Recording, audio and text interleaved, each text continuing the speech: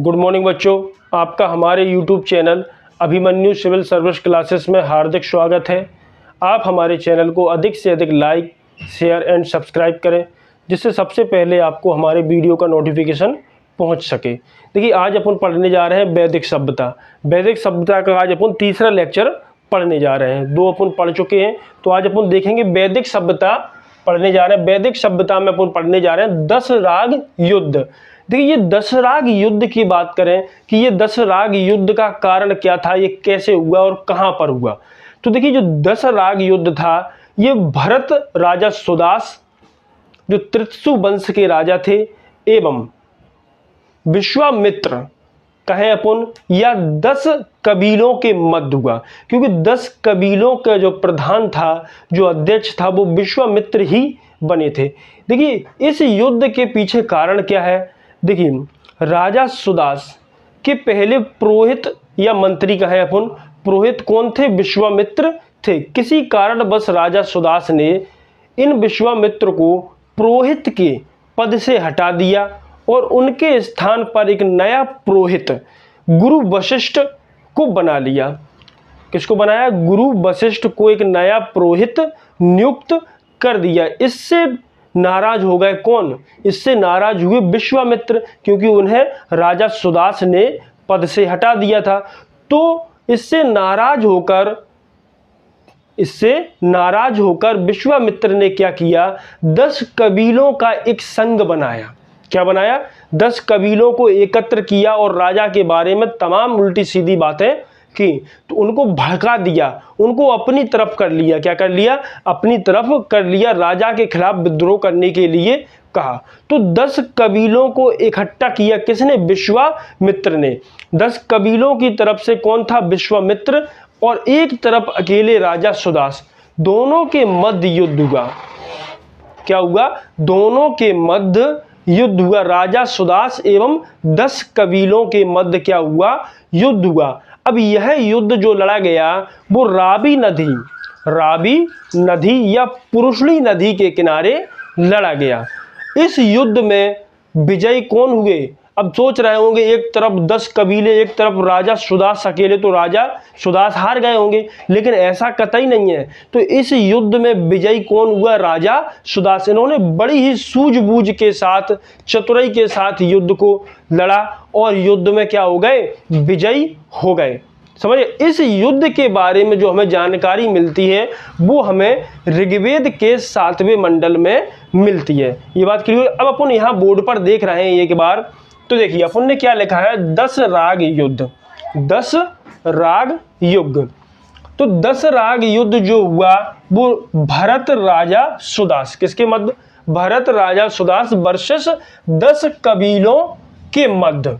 तो देखिए, भरत राजा जो सुदास थे, यह त्रितसु वंश के थे। किसके थे? त्रितसु वंश के राजा थे। किस वंश के थे? त्रितसु वंश के राजा थे। और ये 10 कबीलों के मध्य हुआ। इस 10 कबीलों का जो अध्यक्ष था वो कौन बना? गुरु, बताइए, आप खुद बताइए कौन बना होगा? गुरु वशिष्ठ या विश्वामित्र? अरे भैया, विश्वामित्र को पद से हटाया था, तो इसका प्रमुख कौन बना? विश्वामित्र। यानी इसका अध्यक्ष कौन बना? युद्ध का नेतृत्व किसने किया? विश्वामित्र के द्वारा किया गया। तो देख लिया, भरत राजा सुदास वर्सेस 10 कबीलों के मध्य क्या हुआ? युद्ध हुआ। राजा सुदास के पुरोहित कौन थे? पहले विश्वामित्र थे। राजा सुदास के पुरोहित पहले कौन थे? विश्वामित्र थे। राजा सुदास ने विश्वामित्र को पुरोहित पद से हटाकर गुरु वशिष्ठ को, किसको? गुरु वशिष्ठ को अपना नया पुरोहित बनाया। क्या बनाया? अपना पुरोहित बनाया। क्या नया नियुक्त कर दिया? किसको? वशिष्ठ को। इससे विश्वामित्र नाराज हो गए। कौन नाराज हुआ? विश्वामित्र नाराज होकर इन्होंने क्या किया? 10 कबीलों का एक संघ बनाया। क्या बनाया? 10 कबीलों का एक संघ बनाया और स्वयं जिसके अध्यक्ष बने। कौन? विश्वामित्र स्वयं अध्यक्ष बन गए। क्लियर हुआ? स्वयं इसके अध्यक्ष बने। यह युद्ध पुरुषली नदी, कौन सी? पुरुषणी, जिसका वर्तमान नाम क्या है, रावी नदी के तट पर लड़ा गया। ये बहुत ही महत्वपूर्ण बात है। ये क्वेश्चन बनता है एग्जाम में, कई बार पूछा गया है कि 10 राग युद्ध किस नदी के तट पर लड़ा गया, तो अपन कहेंगे पुरुषणी या रावी नदी के तट पर लड़ा गया। नेक्स्ट क्वेश्चन बनता है कि यह युद्ध किन किन के मध्य हुआ, तो अपन को आंसर देना है कि यह युद्ध राजा सुदास एवं 10 कबीलों के मध्य हुआ। तो यहां तक क्लियर हुआ अपना कि यह युद्ध पुरुषणी नदी या रावी नदी के तट पर लड़ा गया। कहां लड़ा गया, देख लिया आपने, रावी नदी के तट पर लड़ा गया, जिसमें राजा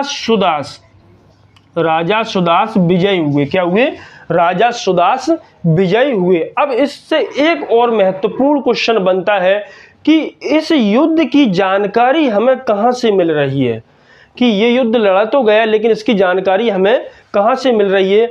तो देखिए, वैदिक सभ्यता का उल्लेख हमें ऋग्वेद में मिल रहा है, तो इस युद्ध की जानकारी भी हमें ऋग्वेद से मिल रही है।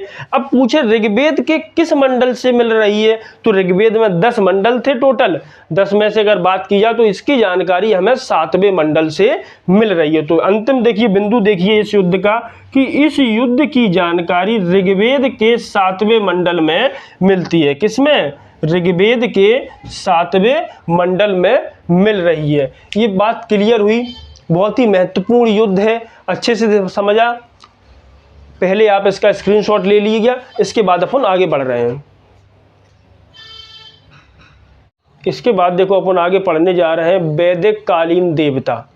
वैदिक कालीन देवता, तो देखिए वैदिक कालीन देवता की बात करें तो वैदिक के देवताओं को, यानी वैदिक काल के देवताओं को 3 भागों में बांटा गया है। वैदिक काल के जो देवता हैं उन्हें कितने भागों में बांटा गया था, 3 भागों में बांटा गया था। अब देखिए, देवता का जो शाब्दिक अर्थ होता है, देवता का शाब्दिक अर्थ क्या है, दाता, प्रेरक या ज्ञान प्रदाता। देवता का शाब्दिक अर्थ क्या है, दाता, प्रेरक या ज्ञान का प्रदाता। उसे क्या कहते हैं, अपन देवता कहते हैं। ऋग्वेद में प्रत्येक एक मंत्र में एक देवता होता था। ऋग्वेद के प्रत्येक एक मंत्र में एक देवता के बारे में बताया गया है। तो यहाँ जो वैदिक कालीन देवताओं को जो बांटा गया है वो मुख्यतः 3 भागों में बांटा गया है। वैदिक कालीन देवताओं को मुख्यतः कितने भागों में बांटा गया है, 3 भागों में। यह क्वेश्चन कई बार बनता है, तो अब देख लीजिएगा वो कौन कौन से 3 भाग थे जिन्हें देवताओं को 3 भागों में बांटा गया है। देखिए, पहला पृथ्वी के देवता या धरती के देवता, धरती के देवता। दूसरा आकाश के देवता। तीसरा अंतरिक्ष के देवता। अब अपन आगे चल रहे हैं, आगे देख रहे हैं कि धरती के देवताओं के अंतर्गत कौन कौन से देवता आते थे। तो देखिए, धरती के देवताओं के अंतर्गत अग्नि देवता आते थे। यानी कि यह जो अग्नि देवता थे, ऋषिगण यज्ञ के माध्यम से देवताओं से सीधा कांटेक्ट करते थे, उनसे वार्तालाप करते थे। उन्हें क्या बोलते हैं, अग्नि देवता। तो देखिए, अपन अभी धरती के देवता देख रहे हैं, इनके अंतर्गत कौन कौन से देवता आते थे। तो पहला धरती के देवता, दूसरा सोम के देवता, तीसरा पृथ्वी देवता, चौथा बृहस्पति देवता, इसके बाद सरस्वती देवता। ये जो प्रमुख देवता बताए हमने, जैसे अग्नि, सोम, पृथ्वी, बृहस्पति एवं सरस्वती, ये सारे देवता उस समय धरती के देवताओं के अंतर्गत आते थे। कब, वैदिक काल में इन्हें धरती के देवताओं में सम्मिलित किया गया था। अब अपन आगे देख रहे हैं नेक्स्ट, आकाश के देवता। यानी कि आकाश के देवताओं के अंतर्गत किन किन देवताओं को सम्मिलित किया गया है, किन किन के बारे में अपन पढ़ते हैं। तो आकाश के देवताओं के अंतर्गत अपन देख रहे हैं सूर्य देवता। कौन से, सूर्य देवता, धौस देवता, धौस देवता, वरुण देवता, वरुण देवता, मित्र देवता, पूषण देवता, विष्णु देवता और सविता देवता। ये सभी देवता किसके अंतर्गत आते हैं? आकाश के देवताओं के अंतर्गत आते हैं। एक बार फिर देख लीजिएगा आकाश के देवताओं के अंतर्गत कौन कौन से देवता आते हैं। तो देखिए सूर्य, धौस, वरुण, मित्र, पूषण, विष्णु, सविता और आदित्य। ये जो देवता है प्रमुख, ये सब के सब आकाश के देवताओं के अंतर्गत इनका अध्ययन किया जाता है। अब अंतिम बिंदु बचा है तीसरे नंबर का पॉइंट, अंतरिक्ष के देवता। अंतरिक्ष के देवता कि अंतरिक्ष के देवताओं के अंतर्गत ये जो आपको दिख रहे हैं, इंद्र देवता, रुद्र देवता, मारुत देवता, वायु देवता, वरेण्य देवता, यम देवता और प्रजापति देवता, ये सब किसके अंतर्गत आते हैं? ये सब देवता अंतरिक्ष के देवताओं के अंतर्गत आते हैं। एक बार फिर देख लीजिएगा अंतरिक्ष के देवताओं के अंतर्गत इंद्र, रुद्र, मारुत, वायु, पर्यन्न, यम और प्रजापति, ये सभी देवता अंतरिक्ष के देवताओं के अंतर्गत आते हैं। अब आगे अपन देख रहे हैं इनके अंदर कुल 33 प्रकार के देवता थे, यानी कि वैदिक काल में हमें 33 प्रकार के देवताओं की जानकारी मिलती है। 33 से फिर ये 33,000 हुए, आज वर्तमान में 33 करोड़ देवता हैं। कितने हैं? 33 करोड़ देवता हैं। इसका पहले आप स्क्रीनशॉट ले लीजिएगा, फिर इसके बाद अपन आगे बढ़ते हैं। देखिए इसके आगे अपन पढ़ने जा रहे हैं ऋग्वेद में गाय को विशेष महत्व दिया गया था। ऋग्वेद में गाय को क्या दिया गया था? विशेष महत्व दिया गया था। इसके लिए एक शब्द का प्रयोग किया गया था, अघन्या शब्द। क्या? अघन्या। अघन्या शब्द का शाब्दिक अर्थ होता है ना मारे जाने वाला पशु, यानी इसकी हत्या नहीं कर सकते थे, क्योंकि भैया उस समय ये ऋग्वेद में जो गाय थी, यह गाय क्या थी? मुद्रा का साधन थी। क्या थी? मुद्रा, लेन देन का साधन थी, पैसा था। ये क्या था? पैसा। गाय दो, दूसरी वस्तु लो। तो कौन भैया अपने पैसे को फाड़ेगा? कोई भी नहीं फाड़ेगा। आप क्या, हम, कोई भी व्यक्ति हो पैसा फाड़ेगा, क्योंकि वो चलेगा ही नहीं। तो इसीलिए गाय को मारा नहीं जाता था। यहाँ तक कि गाय की अगर किसी व्यक्ति द्वारा हत्या कर दी गई है तो उसे पाप लगता था। पाप लगने के साथ साथ उसका देश निकारा कर दिया जाता था, शुद्धिकरण के लिए उसको भेज दिया जाता था, उस देश से बाहर भेज दिया जाता था, बाहर देश निकारा कर दिया जाता था। इसीलिए गाय को विशेष महत्व दिया गया है, इसको अघन्या कहा गया है। क्लियर हुई बात? अब देखिए इसी को अपन एक बार फिर देख रहे हैं बोर्ड पर। देखिए ऋग्वेद में गाय को विशेष महत्व दिया गया है। किसमें दिया गया है? ऋग्वेद में। इसे अघन्या क्या कहा गया है? इसको अघन्या कहा गया था। कहाँ? ऋग्वेद में कहा गया था अघन्या। क्वेश्चन कई बार एग्जाम में बना है कि अघन्या शब्द किसके लिए प्रयोग किया गया है? तो यह अघन्या शब्द गाय के लिए प्रयोग किया गया है। अब देखिए अघन्या का शाब्दिक अर्थ क्या है? ना मारे जाने वाला पशु। ना मारे जाने वाला पशु। अब वही बात कर दी कि मुद्रा किसको बुरी लगती है, रुपया पैसा किसको बुरा लगता है, कौन अपना रुपया पैसा फाड़ेगा। तो ये बात क्लियर हुई यहां तक की।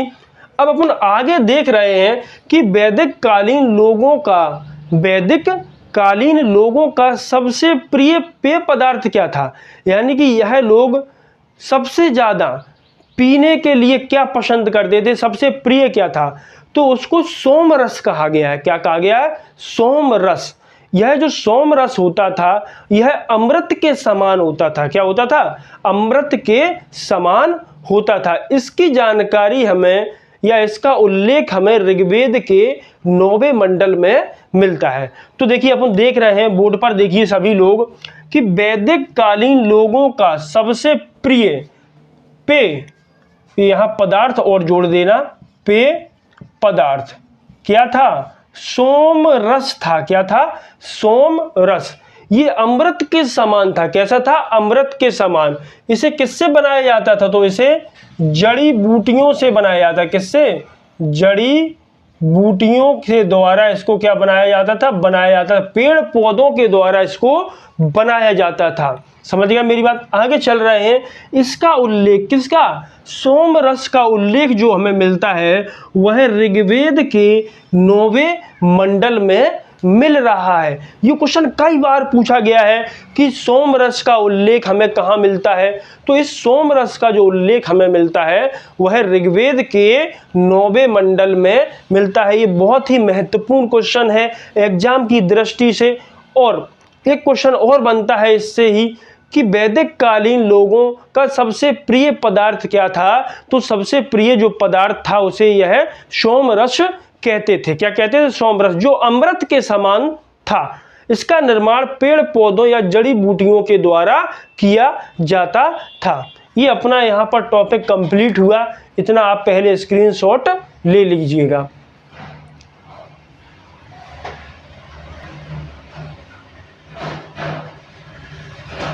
अपन देखने जा रहे हैं कि गायत्री मंत्र के बारे में अगर बात करें तो गायत्री मंत्र जो है वो ऋग्वेद से लिया गया है। गायत्री मंत्र कहाँ से लिया गया है? ऋग्वेद से लिया गया है। इसकी रचना, जो गायत्री मंत्र की रचना की गई है वह विश्वामित्र के द्वारा की गई थी।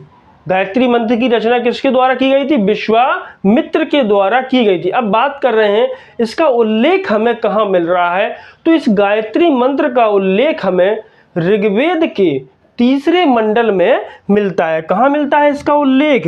ऋग्वेद के 3रे मंडल में मिलता है। बात करते हैं गायत्री मंत्र क्या है। ओम भूर्भुवः स्वः तत्सवितुर्वरेण्यं भर्गो देवस्य धीमहि। ये क्या है? अपना गायत्री मंत्र है। इसकी रचना किसने की? विश्वामित्र ने। यह कहाँ से मिल रहा है इसका उल्लेख? इसका जो उल्लेख हमें मिल रहा है वो ऋग्वेद के 3रे मंडल में है। ये भी क्वेश्चन आपके लिए बहुत ही महत्वपूर्ण है। कई बार पूछा गया है कि गायत्री मंत्र कहाँ से लिया गया है। कुछ ऑप्शन में आते हैं ऋग्वेद, सामवेद, यजुर्वेद, अथर्ववेद। तो अपन कहेंगे कि ऋग्वेद से लिया गया है। अब पूछे ऋग्वेद में कहाँ से लिया गया है? तो ऋग्वेद के 3रे मंडल से लिया गया है। समझ में आई ये चीज़? पूरा अच्छे से पढ़ लीजिएगा। समझ में आ गया होगा आप सभी लोगों को, आशा करते हैं। अब आप इसका स्क्रीनशॉट ले लीजिएगा। अब अपना टॉपिक यहीं ख़त्म होता है।